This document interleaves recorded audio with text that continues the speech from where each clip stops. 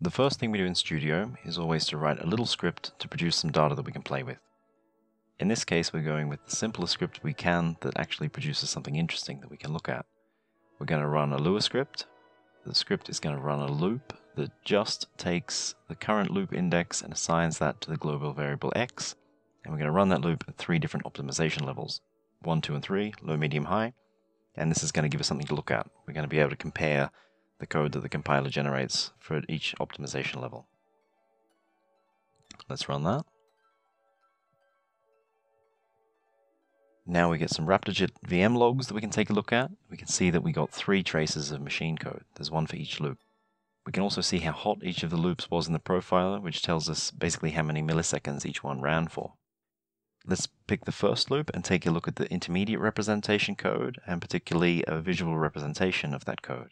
So to make sense of this picture, there are a few things that we need to know. Each box represents one intermediate representation instruction. Each instruction can have up to 2 operands, one on the left and one on the right. And when an operand is a literal constant, this is shown in white on the side of the instruction.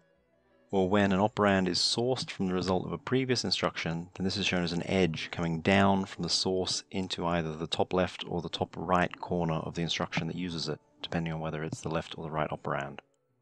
We can also mouse over on an instruction to see some more details, such as its result type, its register assignments, and the way it was assembled into machine code. Now, we know from the source code that what happens here is we load the loop index, we store it in the global variable x, we increment it, and we continue the loop if it's within bounds.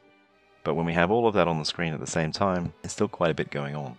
So one thing that we can do here is to pick an instruction that's particularly interesting and filter to only its relations, which is the instructions that either provide its input or use its result. So we can do this one at a time to kind of tease out individual aspects of the code. So let's do that with the less than or equal to the loop limit guard. This is a bit of a simpler view that only shows the instructions that are related to checking for loop termination. So first we load a value from the Lua stack. That's going to be the local variable I. Then we add 1 to that, and then we check that the limit is within bounds. So you can learn a little bit about an instruction by its color here. Blue instructions are loads and stores, green instructions are arithmetic, and peachy orange instructions are guarded assertions. So the way a guarded assertion works is that this instruction asserts that the result of the add is less than or equal to the loop limit, and if that assertion succeeds, then this code will continue to execute. If it fails, then this trace will exit and transfer control somewhere else because the loop is finished. So that's loop termination. What about if we pick the next interesting instruction, which can be the hash table store? The hstore instruction takes a little bit more work. It has 2 operands. First operand is the location in memory of the hash table slot. The second operand is the value that we want to store in the hash table. To get the address of the hash table slot, we need to load the current function environment from the Lua stack. It's always in slot 0. And then from this we can pull the function's environment, which is the global variable table, and we can locate the slot for the constant key x. Then we have the address.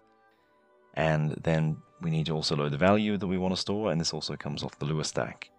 And to get a little bit more context about what value that is, we can select that and drill in and see that the stack slot number 2 is used for 2 purposes. One is for storing in the hash table, the other one is for incrementing and checking for loop termination.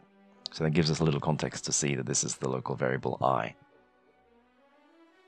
Going back to the full IR, we've now seen where the kind of real work is done of incrementing the loop counter, checking for termination, and storing in a global variable.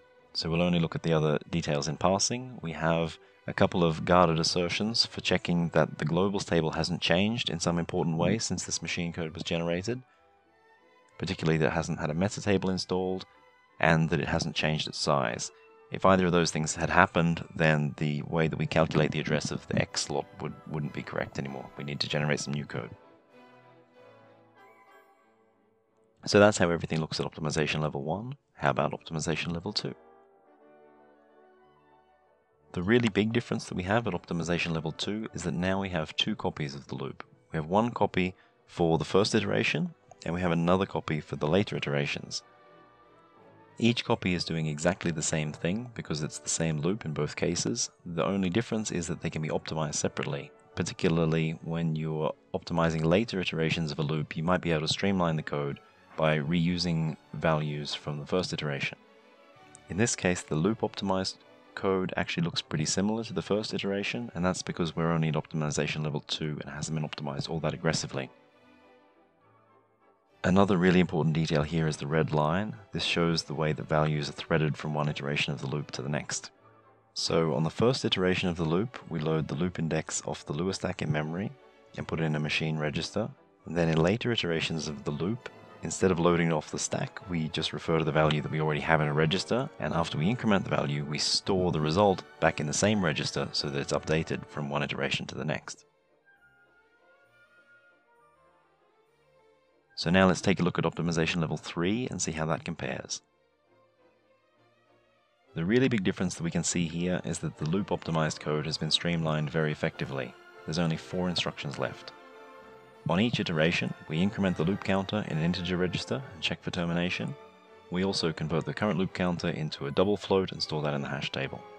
So all of this business about loading the globals table from the function environment and finding the hash table slot X and checking all of the guards doesn't have to be done in the loop anymore, because that was all checked on the first iteration and we know that nothing has changed.